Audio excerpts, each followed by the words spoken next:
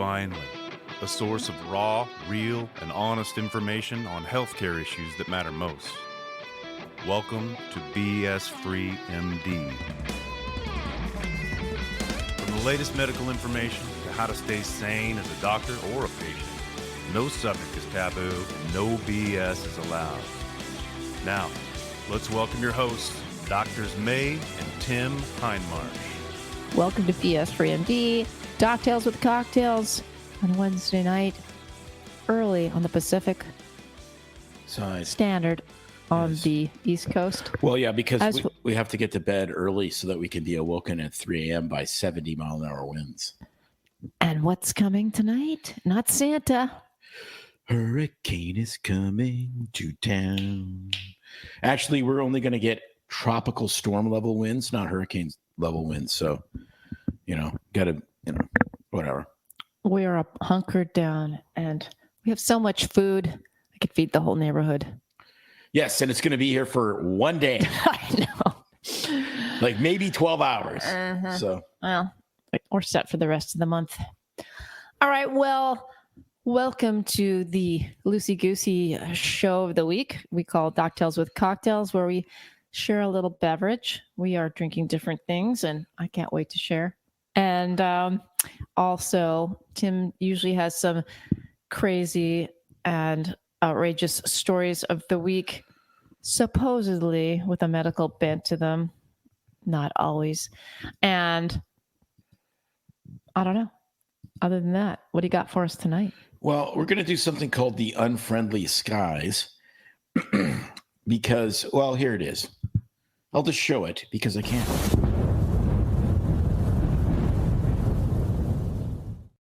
Okay. So I think I know what's coming because we were researching some of this a while ago on a flight with some of the medical mishaps on board. Yeah, we're not doing that. We are actually, the Unfriendly Skies is like literally the hurricane stuff. Ow. Yes. And I did a lot of research. No, you got to do the medical mishaps in the air. Well, we did that already.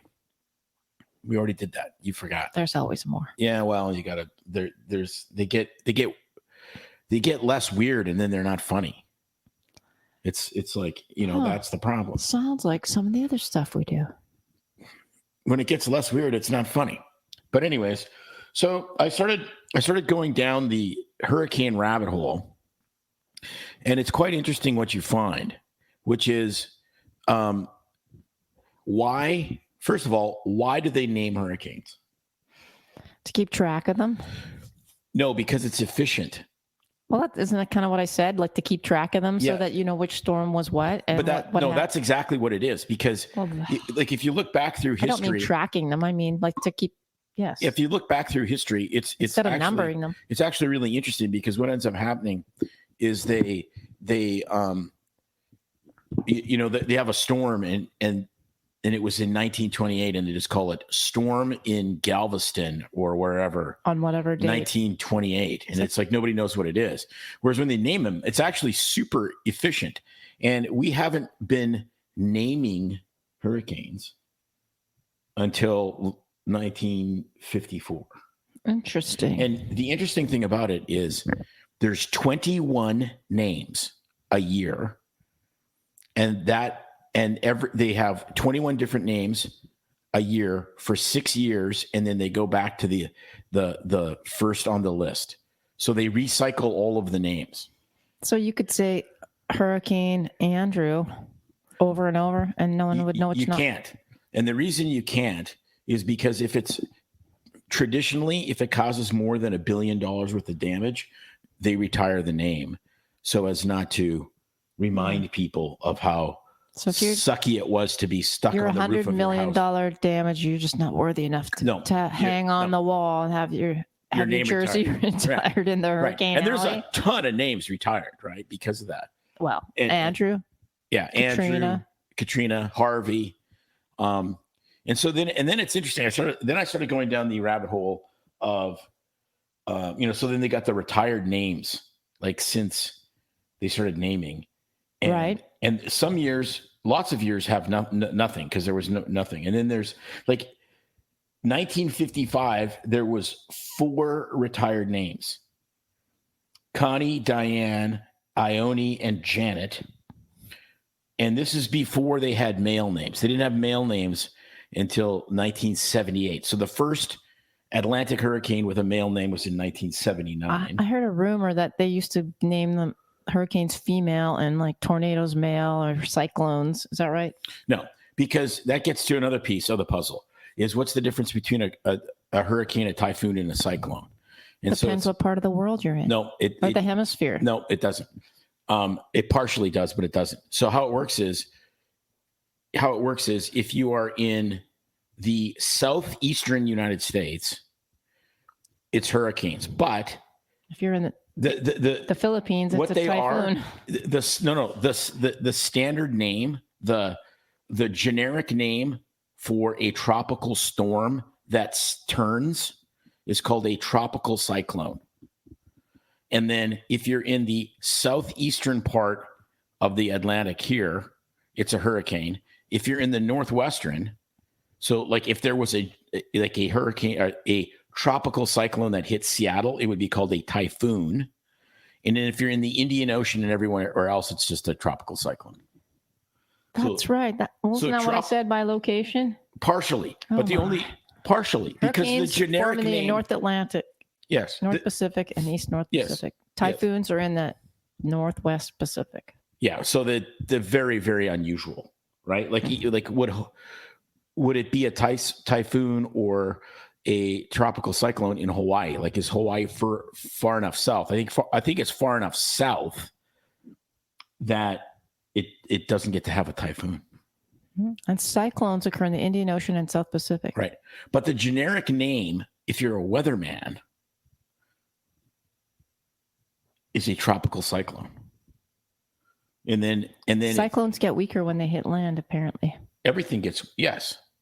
Yeah, hurricanes, they lose all their steam because they're sucking the energy out of the hot water. That's true.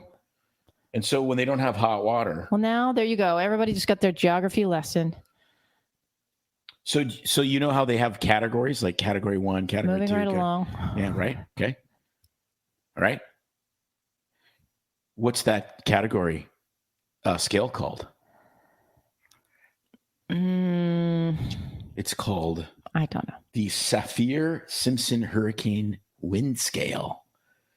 And to be a hurricane, you have to have 74 miles an hour of wind sustained. So it has to be 74 miles an hour for at least a minute, up to 95.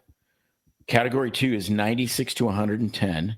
Category 3 is 110 to 129.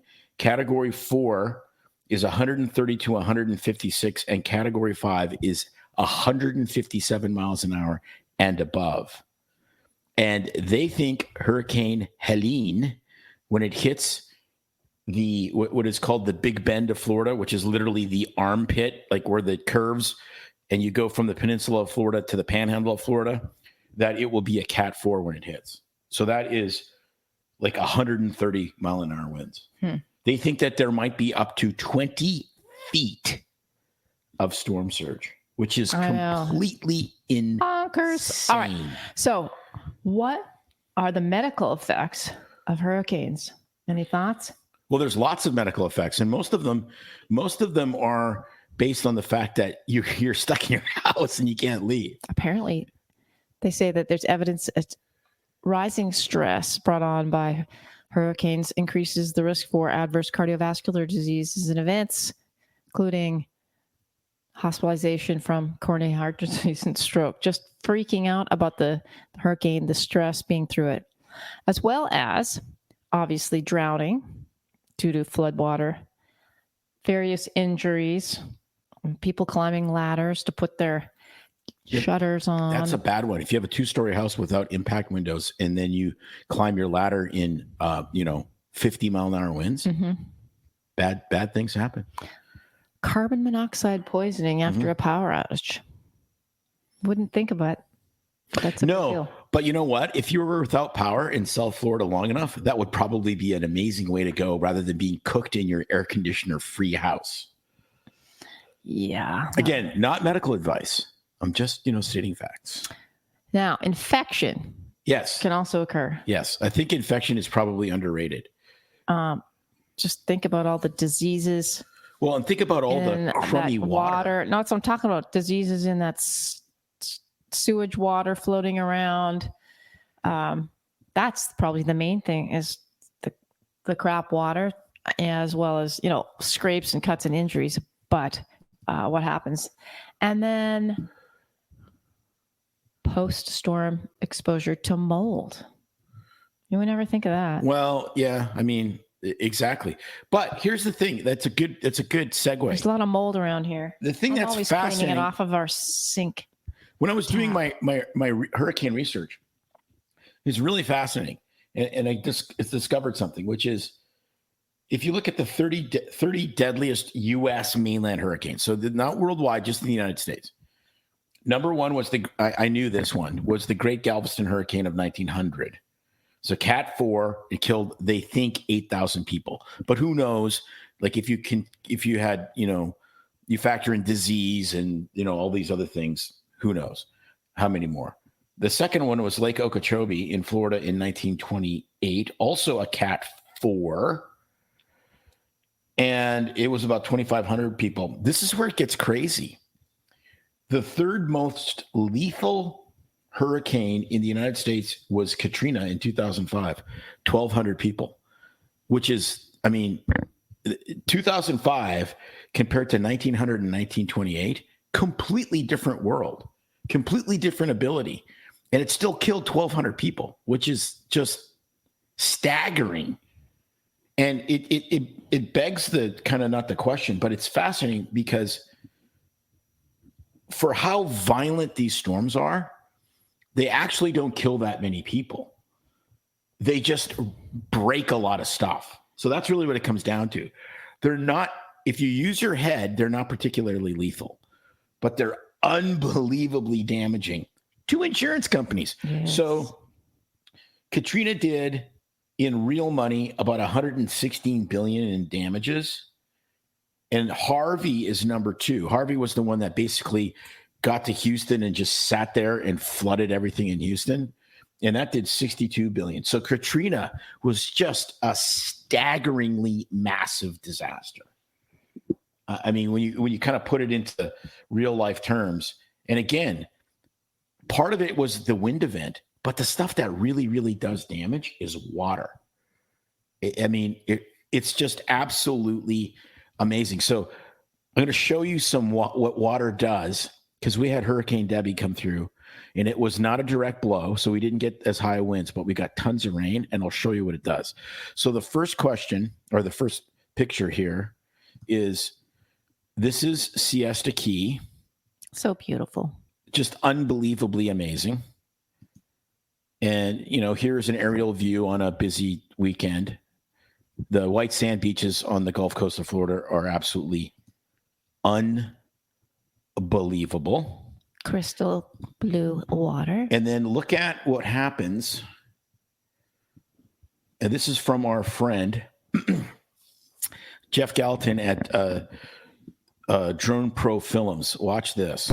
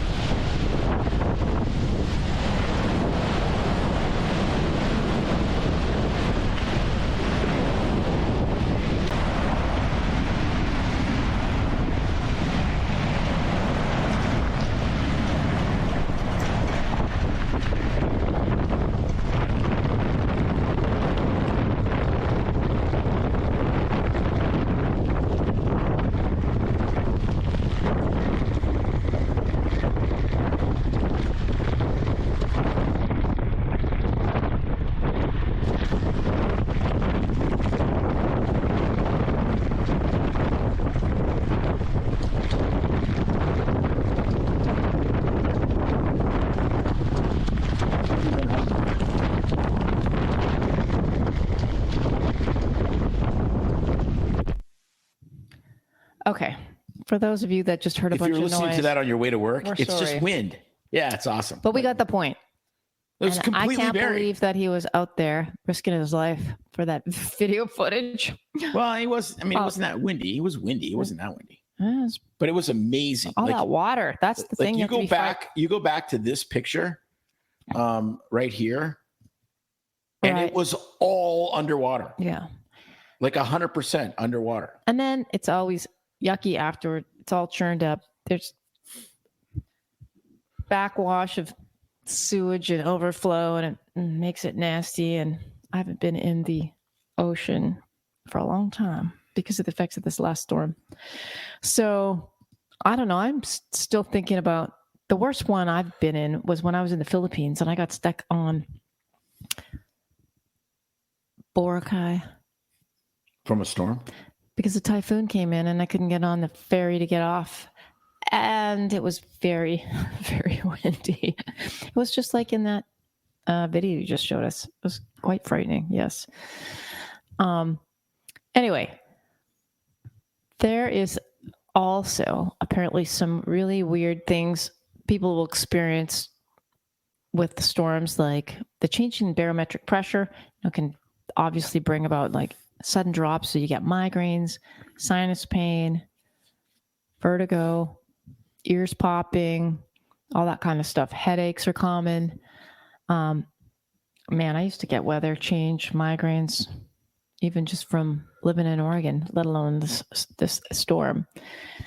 What else was I going to say?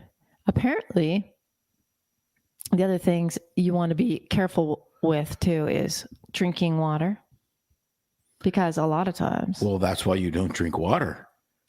That's why you hang on. That's why you flood water can contaminate the tap water sources, the drinking water sources, and so they usually notify you. But you have to be very careful. You have to be prepared to pay attention to see if there's any notifications about boiling your water. And you have to have, in this case, not just one, Tim has stocked up but two glass bottles of vodka from Kirkland. Thank you, Costco. You sterilized the water. I see. It is. It's sterilized water. Is that what you're drinking tonight? Yeah, and the Kirkland vodka is absolutely spectacular. Right. Since we are sharing, this is mine. If you can get it locally here or anywhere, I'd say hop in your car now if Costco's open. This is 98 point red wine, Vinum Italicum Opera from 2021. It's on sale and is one of the best Italian wines I've had in a long time. And Costco's, I think they're selling it for $11 for this fine bottle. So full-bodied, a little fruity. These gigantic ones are only $13. This is what I'm drinking. It's awesome. The Nazi. Okay, well, I think we've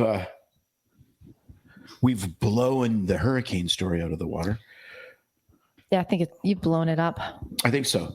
So the next story, I honestly, it's one of these things that makes me believe that we're living in a matrix or something and so in my tribute to the CDC, we call this section Safe and Effective. I love that bumper so much. I want to watch it again.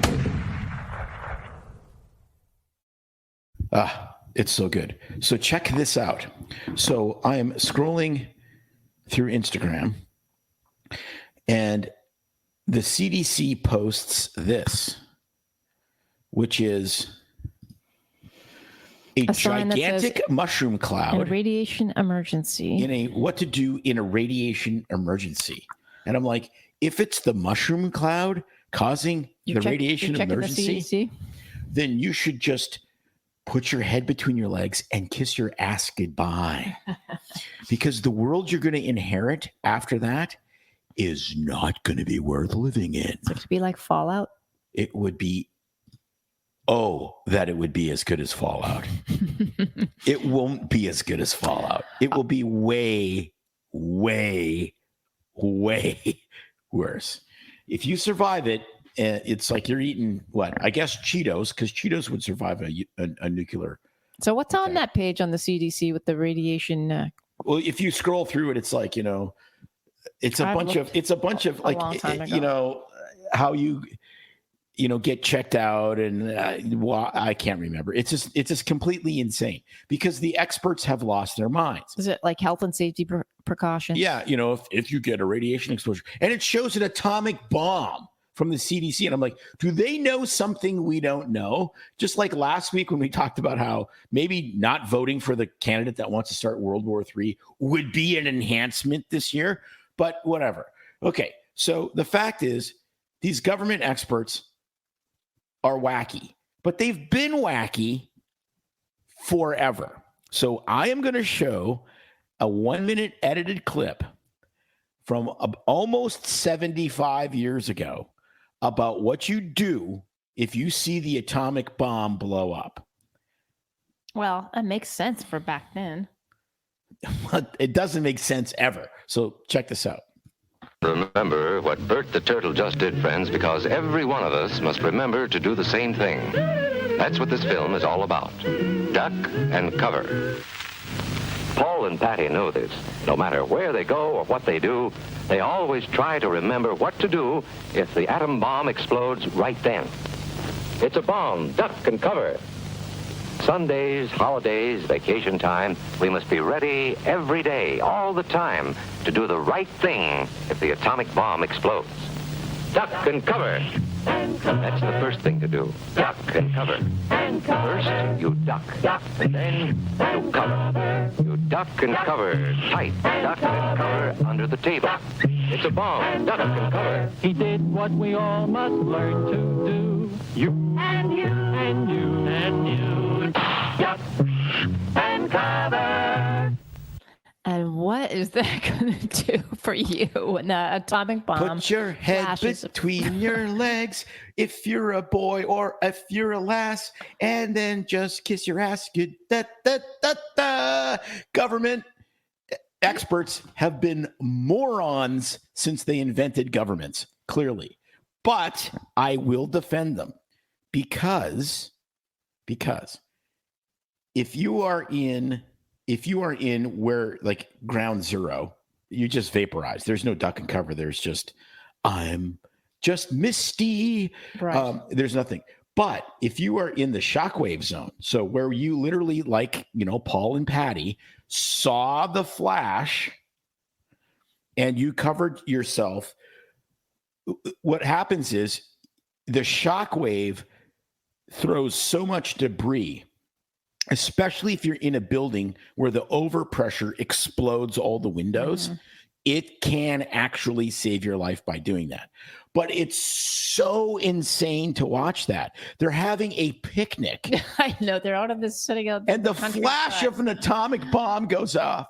And they take the picnic, blanket and throw it over their head and start singing duck. And it gets so happy. Duck and cover. It is. It's so and if you survive, you're going to have a third nut and really bad cancer. Like it's so insane. But the it's most not like we insane haven't part. seen repeats of that kind of advice. No, but that's exactly the point. Because, but again, it goes like the most insane part of that advice is the assumption. And the assumption is you would want to survive an atomic attack. That A, it's survivable, and B, the world you inherit would be one that you want to live in with your like scalded skin, lymphoma, and 3 nuts. Like it's just so unbelievable. It's the assumption, right? It's like, it's not like, look, avoid this because we're all going to die. But I get why they do it. It is propaganda, period. We have to make people are absolutely scared out of their minds of an atomic attack. So we have to do something to chill them out. So we'll do duck and cover. That's what it is, right? It's exactly what happened in the last 4 years. Little tiny virus, 31,000 base pairs. It's going to go screaming through any kind of face covering you put on. But we got to look like we give a shit and we're doing something to help prevent the spread of something, whatever. That's all it is. It's the same. We went through 4 years of duck and cover. That's what this is. Like everyone looks back at this from, it's almost 75 years ago now. and goes, this is completely insane. We're going to duck and cover against an atomic attack. Yes. Well, we just freaking duck and covered for the last 4 years. Mhm. It's the same dipshits giving you the same bad information. It's called propaganda. But when you put it to a catchy tune and you have That was Paul the and best. Patty, like it's stuck in my head. I'm going to wake up in the middle of the night when the storm hits at 3 a.m. and I'm going to check some stuff outside and I'm going to be like, duck and cover. Do, Let's hope. do, Let's hope we don't have to do that. Let's hope not. Patty's my lover. I mean, it's just so crazy. It's so crazy. But we see the same thing over and over and over again. You know, What else you got? nothing. Just I have a couple. The guest of the week. We have the guest of the week and we have the meme of the week. What do you want to do first? Well, bring us the meme. Okay, here we go.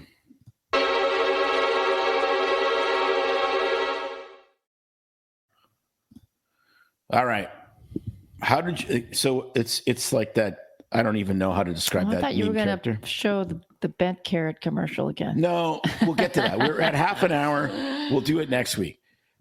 We're going back and doing the bent carrot commercial next week, unless something else comes up that's more pertinent. How did you know to question their health advice? It all started when I got a ticket for no seatbelt from a guy on a motorcycle. Absolutely brilliant memeing, but that is actually the truth. Like when you think of that, it's just like, well, you got to wear your seatbelt in case you get in a car wreck. Yeah, but dude, you're riding. It's like where was I this last week? And we're at the football game. Oh yes, let's talk about that for 1 second. But Yes, let's talk about the medical events that one can sustain or not sustain. One can acquire when you're in the heat stroking like temperatures. if you go of a to football Raymond James game. Stadium in September and you're sitting in the 300 level like we were and you're out of the shade, it is literally a spiraling, out of the fiery. shade? Mean it? Yeah, we're out of the shade. Sorry, yes, out of the shade. Spiraling, fiery vortex to the third bowel of hell. That was so hot. I had a beer. How hot was it? This is how hot it was. I had a beer, and the top of the beer was like dark green. And I drank most of it, and I put it in the little thing, and I was watching the game, and I went to pick it up, and I touched the top of the beer, and you could almost not touch it. That's how hot it was. Did you burn your lips on the metal can? I did not burn my lips, but I almost burnt my hand, Well, I got and I burnt my skin. heat exhaustion. Yes, May got the heat exhaustion. And it was right after we got up there. Literally, we'd been standing outside for an hour before the game started at the crack of noon. So it was high sun. And then, I'm hydrating, drinking water. That's all I was drinking. Sit down. We ate. All the blood went to my intestines to digest the food.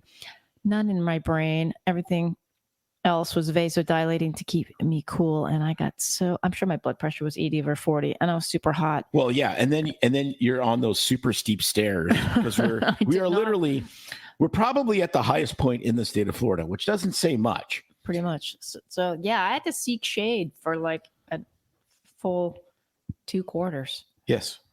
Which was good because then the there was Bucks got destroyed by Denver. So there's a lot of people that were pretty hot. And then of course you throw in all those people drinking and getting dehydrated. I wonder how many medical events they have at those things.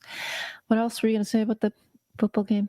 No, it was, the Ducks played like complete dog crap, but it was fun. It was like being thrown into a lobster boil. No, I'm not going to do that again. No, it was crazy. Like very hot. Like, it makes you appreciate. People go, my first NFL game, by the way. Yeah, it's funny. It's like people go, why is hockey so popular in South Florida? Because it's 65 degrees in the hockey rink, and it's an amazing game. You can wear jeans and a hoodie. And you can wear jeans and a hoodie and not wish you were dead or get struck by lightning. Yeah. That's why. Plus, nobody's from here. So everyone here is from someplace that has hockey. So then they adopt the local hockey, and it's unbelievably popular. So what did that to do with the motorcycle What motorcycle? in the meme of the week about the cops? Oh, The nothing. seatbelt, Has and then absolutely nothing to do with that. No, the whole Then point your is brain went to the football game. right. No, the whole point is that you know they're giving you a ticket to protect yourself from yourself, right? And look, should you wear seatbelts? Yeah, probably like a no-brainer decision. But why is it a law? Like if you're so dumb that you're not going to wear a seatbelt and protect yourself, it's not a law that protects you from doing something to somebody else. Send your tax dollars to paying for everybody's It's not medical. No. Let's open this. Let's go down this rabbit hole just a little bit. Why are seatbelt laws a law? There's a reason, and it has nothing to do with the public good. Well, it sort of has to do with the public good. But why are seatbelt laws a law? It's real simple, right? Like if the libertarian argument is something should only be a law if it protects other people. So if you want to smoke weed and go to bed stoned every night, if you don't wake up all hungover, because that impairs you and you drive your car into a busload of, Amish children, then it shouldn't be a law. Okay. That's the libertarian principle. seatbelts save lives. No, seatbelts save insurance companies. Exactly. That's why it's a law. They don't give 2 seconds of crap about whether it kills people. Killing people is actually cheap from a social welfare perspective. Dead people don't require health care. They don't need food stamps, blah, blah, blah. But disabled and dead people cost auto insurance companies a ton of money. So there's a seatbelt law because it saves insurance companies money. Now, why is there in most of the United States no motorcycle helmet law? The answer is because it doesn't do a damn thing. That's why if you're going to crash on a motorcycle, it wasn't like he would have been fine with his quadriplegia, his 2 broken femurs, his flailed chest, and then the helmet would have saved him. No, probably not. There's a few stories you hear about the helmet, but for sure. For the most part. The main reason I wear a helmet in Florida is because at 70 miles an hour, I don't want to get hit with a dragonfly between my eyes on my gigantic forehead and split my skull open from a dragonfly. So yes, that part makes sense. But this idea that motorcycle helmets, I'm going to come right out and say there's no evidence that motorcycle helmets save lives. There's also probably no evidence that they don't. Because how are you going to study that? Let's do a randomized controlled study where we put fake helmets on people. That's right. You can't do that. So, they tried to study this. They look at it retrospectively, though. Well, they did. They decrease rates in head injuries and fatalities with the law. You don't know? I don't know. I mean, I think intuitively, if you look at motorsport, which is very instructive in this, clearly it makes a difference in a certain kind of crash. So if you are on a racetrack where you slide off of the racetrack, that is something we're in a controlled environment where all of the body armor and the helmet absolutely clearly saves your life and saves you from significant morbidity. Right. That's a different environment than that's the problem. That's the problem. On the street, it's not coming off the motorcycle that kills you. It's what you hit when you come off of it. So it's smashing into a car, it's sliding into a pole, it's all of that stuff. And that's they have these jackets now where if you come off the bike, it's like an airbag. Like your vest blows up and you kind of bounce around, which is fine if you're going 80 miles an hour in the middle of Montana on I-90 and somehow swerve to miss a piece of angle iron, which I have literally done, and you come off the thing and it blows up and you bounce around. Yes, that's probably good. The problem is in motorcycle accidents, you fall into things. You don't want to fall into anything. That's bad. Don't fall into things. That's why motorcycle, MotoGP tracks have tons of gravel and slide off areas, because when these guys know how to fall, and when they come off, they slide on the leather, they roll around, they bump their head a bit, and they're fine. A graceful landing. Yes. Who is on the show tomorrow? Well, it's a returning guest extraordinaire. Could have him every month, honestly. Such a well-spoken, intelligent, eloquent attorney. Ryan Heath is back to share with us some updates on what he's been working on. He is the founder of the Desiree popped at some info and I started reading it. He is the founder of the Gavel Project. It's a nonprofit organization. And he is... Look at him zooming out. Look at the power I have. Sharing some of the medical cases he's been working on, some of the political ones. And the Gavel Project is an amazing nonprofit organization that has helped with all kinds of cases in post-COVID world, child trafficking, I believe, as well as it's really about advocating for children's rights and helping the kids. So check out that episode. Because I believe the children are the future. Check out that episode. Teach them well and let them lead the way. And don't take Xanax and alcohol in a bathtub. Sorry, too soon. Such great parting advice. Wow, way to wrap that up. Sorry, I'm bad. It's like every time I hear Tom Petty, he's so gifted, and I hear the song "Free Falling" at work, and I can't. I'm a demented, twisted person, and I hear "Free Falling into Fentanyl." Wow, that's bad. Your brain goes places that I have no idea how it gets there, but it does. So in that note, I'm ending this. Until next time.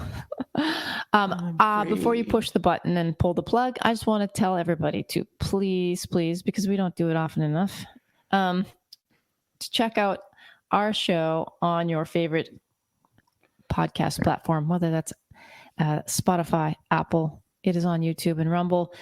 And we would love it if you could just write a review. Give us 5 stars. Even if the review is... Wow. That's enough. Someone's done that, I think. Yes. But it helps the show get out there, helps Tim get more speaking gigs. I took my friend, I was at work, and one of my coworkers had enjoyed the show. So I said, "Give me your phone." And I went into the thing and I wrote,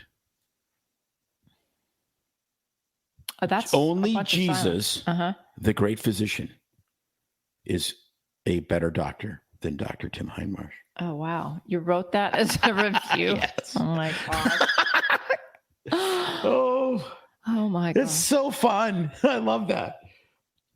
Okay. So if anyone else wants to put that out there, completely open source as far as I'm concerned. And there you have it. That's your calling for this week. All right. Thanks, everybody. We will see you next time.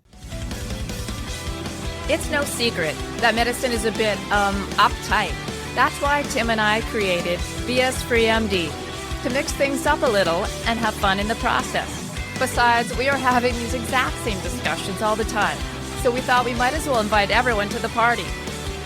If you really like us, you can get plenty more, and maybe see one of Tim's cool tattoos on our Instagram or Facebook pages at BS Free MD. See you next time.